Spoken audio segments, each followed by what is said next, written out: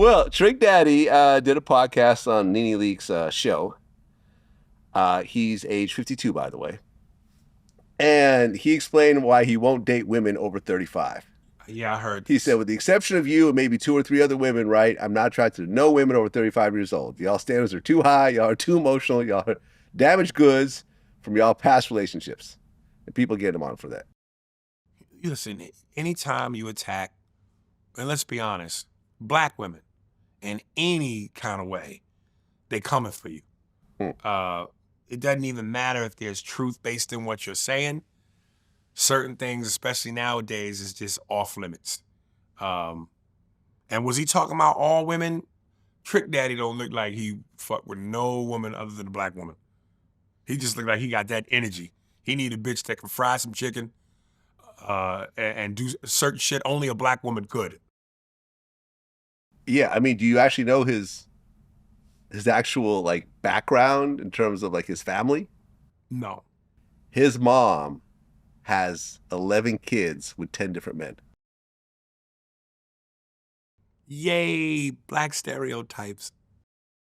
So born and raised in Liberty City. Mm-hmm. And we've talked about this before, 10 brothers and sisters. 11, well, yeah, 10 brothers and sisters. Plus you. That's on my mom's side.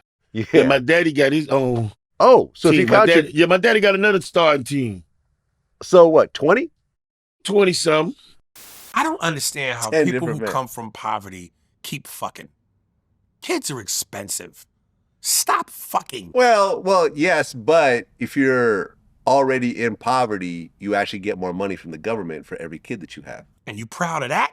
You have to be not proud of it, but ultimately every kid actually brings an income stream, which I think is crazy because you have a system, and that's the thing, if there's no husband in the house or boyfriend or whatever else. So if there's no man in the house. So let's make sure that we got no fathers. Yes. And let's make sure we keep pumping out babies Right. just to get by. Just to get more money, yeah. Black fatigue is real.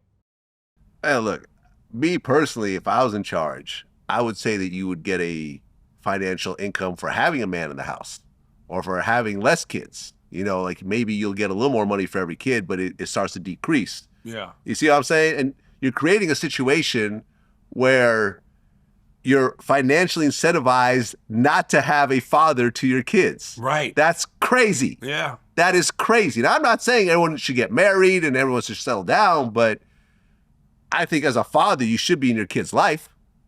And to actually like have the woman say, well, I'll get more money if you're not.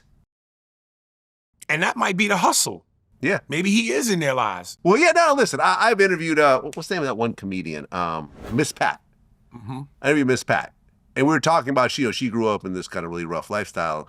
And I kind of brought that up and she was like, Vlad, all these girls have boyfriends and, on the low and so forth. It may look like to the government that, they ain't got It's no a one, hustle. but, Yeah. behind closed doors, they all have guys that are messing with them. That's why they keep having so many kids. You know what I'm saying? Right. Like there's a guy fucking them. Next thing you know, she's pregnant again. Yeah, so it is a hustle, but I'm just saying when you have government policy that's set up this way, it's got really bad ramifications. That's all I'm saying. That's all I'm saying. But usually there's a method to the madness. So I understand there's bad ramifications, but what's in it for the government? Well, when it comes to the government, I think it's about the children, right? When it comes to family court, the government, so forth. A legitimate care about the children? I think that's how they're viewing it, because ultimately, when it comes to a family situation, family court doesn't care about the parents, they care about the kids. That's their main priority. You see what I'm saying? Meaning that what is best for the kids?